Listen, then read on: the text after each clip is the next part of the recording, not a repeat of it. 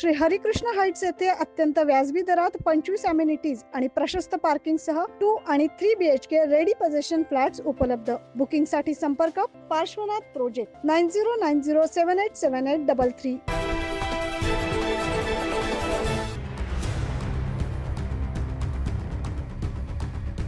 नाशिकमधील अंबड परिसरात आज अतिक्रमणाविरोधात मोठी कारवाई करण्यात आली। अंबड पोलीस ठाणे आणि नाशिक महानगरपालिकेच्या अतिक्रमण निर्मूलन विभागाच्या संयुक्त विद्यमाने ही मोहीम राबवण्यात आली।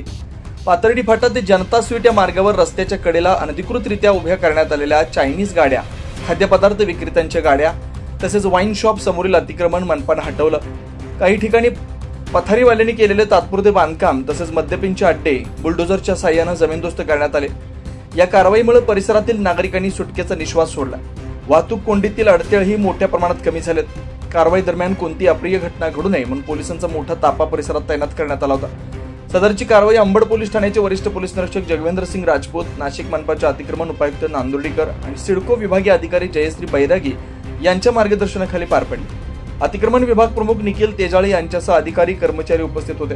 स्थानिकांनी मनपा आणि पोलिसांच्या या संयुक्त कारवाईचं स्वागत करत अशी मोहीम नियमितपणे सुरू ठेवण्याची मागणी केली। 9 न्यूज महाराष्ट्रासाठी प्रतिनिधी नितीन चव्हाण, नाशिक।